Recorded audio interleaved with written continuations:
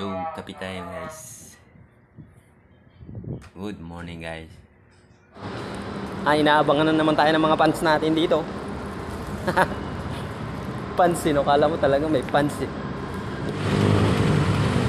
Ayan guys, so magkano na laman ng ano ko, ng value card ko. Yan, malaking bagay yan. Magagamit ko yan sa mga malalayong ride. Diba? 400 na. Ako'y maghihintay lamang sa'yo. Yan, may hiring na naman sa Soler. So punta na kayo.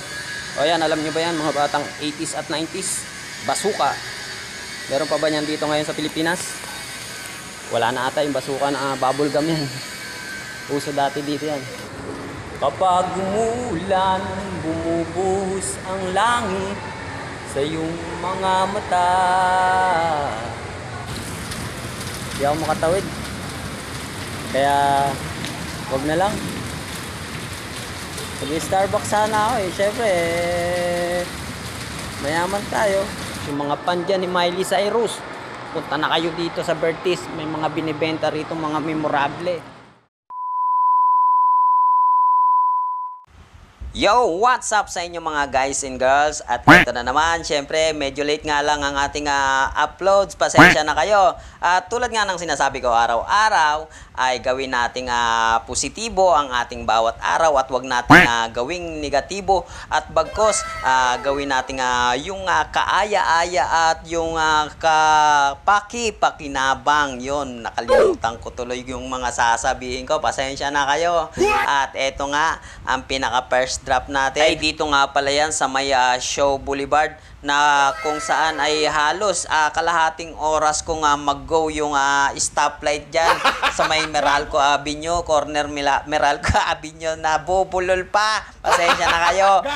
Alam nyo ba yun guys, yung sa may Meralco Avenue, yung napakatagal, yung sa may Show Boulevard, corner Meralco Avenue, ay napakatagal talagang mag-go ng ano dyan, ng yung pinaka-stoplight. Halos siguro kulang-kulang mga 5 minutes yung bago mag-go yung ano dyan, yung pinaka-stoplight dyan, yung crossing. Kaya talagang nakakabagot mag-antay dyan. At ito na nga pala yung pangalawa kong drop dito sa may Biluna, sa may S Avenue yan. Ayan guys, inabot ko na kay Doc. Yung, dyan nga pala ako nagpabunot ng ngipin at nagpapasta. Dyan sa may Biluna, yung pinaka-customer namin dyan. Punta na kayo dyan sa may Biluna, yung makikita nyo dyan na dental clinic. Napakagaling nila.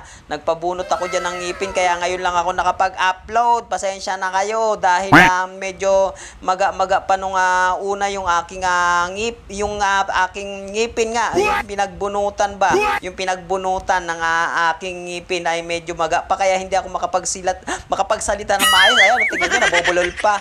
At eto na nga, nandito na ako sa may sa may Medical City, sa may Ortigas naman ito guys. Bumalik ako dito sa may Ortigas para mag-drop naman ng case guys. At eto yung parkingan sa may likod. Huwag kayong paparking dyan sa ano na yan. Kung makikita nyo yan, may mga nakaparking na yan, may bayad dyan.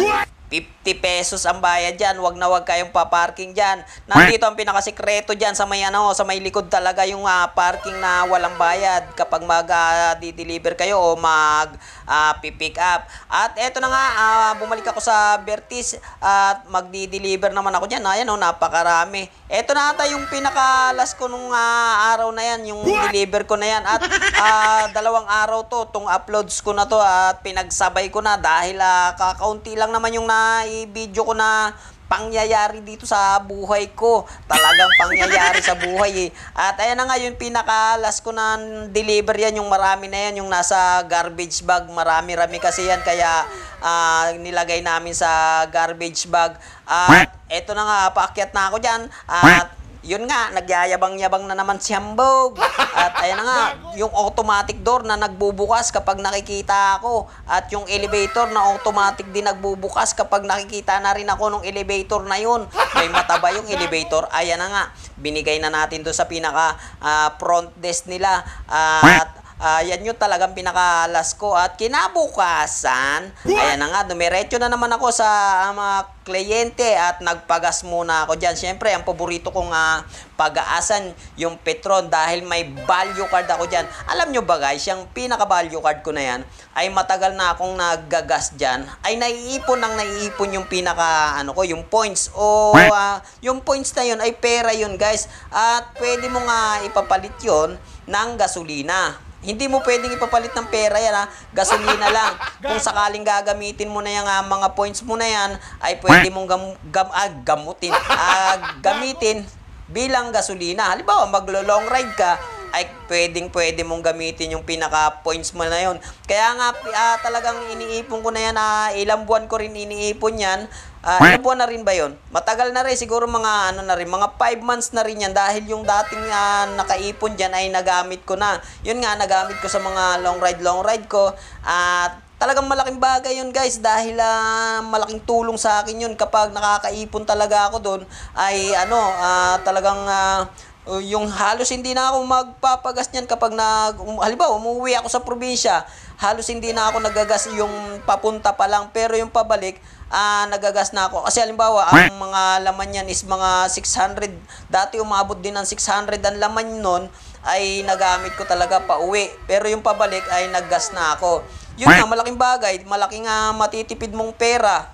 At sa papiso-piso lang nung na yun, nung halimbawa, yung kada gas mo na points ay papiso-piso o 2, 3, minsan umabot pa ng 5 piso yung pinaka-points niyan. Pag umabot ng 200 pesos yung pinagaas mo, kadalasan pa naman sa aking trabaho nagpapagas ako ng halos 200 plus palagi. Kaya ang bilis niyang lumobo, ang bilis niyang lumaki nung pinakalaman nung card ko. Kasi halos na yun yung halos zero na yung laman nung card ko na yun, nung halos hindi pa ako nagtatrabaho dito sa bago kong trabaho ngayon. Dahil naging rider nga ako at nagagas ako halos araw-araw ng 200 plus doon sa motor ko kasi all around din yun yung motor na yun, halos malalayo din araw-araw ang binabiyahe ko, kaya talagang nauubos yung gas niya araw-araw.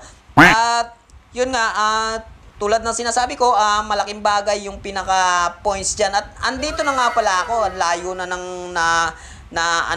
napuntahan natin guys. At ang dami ko na palang nalipasan na deliver, pasensya na kayo. At nandito na naman pala ako sa may Bertis nga pala to. At nag-pick up lang ako nito. Syempre kapag maraming pick up is goods na goods yan. Kapag marami kaming napi-pick up is maraming gawa. At yun nga, ito naman nagpadala na naman ako sa JRS Express. Alam nyo na, paborito rin naming courier to dahil murang-mura dito sa ito ang pinakamurang courier sa lahat. Ang masasabi ko lang, talagang itong pinakamura yung JRS Express. Kaysa pumunta kayo sa mga LBC o iba pang mga padalahan, ay sa JRS na kayo pumunta dahil murang-mura lang dito. JRS, baka naman, ayun na, yung sombrero ko, yung basuka. At ayan, magdi-deliver na naman ako. Ewan ko kung saan ba to.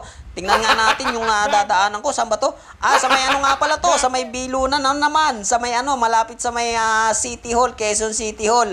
Doon sa may yung mga matahimik, yung malungkot, yung mga street dyan ako nagpunta. At eto na nga, saan na ba ako nito? Sa may, yun, Ortigas na naman. Bumalik na naman ako sa may Shaw Boulevard, yan. At yun nga, yung pinakamatagal na dyan, yung pinakamatagal na yung stoplight. Talagang gigil na gigil ako dun sa stoplight na yung kapag napapadaan ako dun. Biruin nyo ba naman guys? Ilang minuto bago mag-go yung mga sasakyan, halos punong-puno na yung mga sasakyan dun sa Shaw Boulevard. Bago mag-go, napakatagal. Dapat ibahin nila yung dyan. Shaw Boulevard, Pasig, ano ba yan? Gising! At yun, paborito ko na siguro sabihin yung mga ganong mga words. At dito na nga tayo sa may labas. Lumabas na ako dyan at yun, napakalakas ng ulan dyan at hindi ako makaalis o makatakbo doon sa motor ko. Pero ingat lang guys doon sa mga nagpa-park dyan kung saan-saan dyan sa Shaw Boulevard. May mga nangkaklamp dyan, mag-ingat kayo dyan. Kaya kailangan pag magdi-deliver kayo, magpaalam din kayo doon sa mga gwardiya dyan, sa mga establishmento dyan.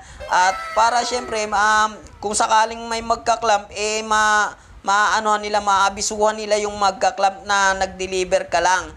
At eto na nga, doon nga sa may Biluna na naman, iniwan ko na lang sa guard kasi nga sarado na yung pinaka-dental clinic na pinuntahan ko dyan. As usual, na lagi kong ginagawa, lagi kong iniiwan nga sa kanila. At eto na nga, ang pinaka-huling lakad ko na ay sa may Bertis at pick up lang ako niyan. At syempre, ayan o, yung makikita nyo, yung mga memorable ni Miley Cyrus, lagi kong dinadaanan yan dyan sa may Bertis dahil nga, ano niya ngayon, yung concert niya ngayon sa theater o sa movie, sa mga sa sinihan, showing na yan.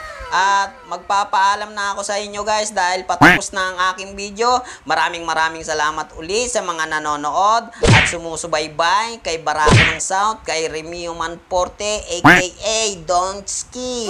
At paalam sa inyong lahat. Maraming salamat ulit. Bye-bye!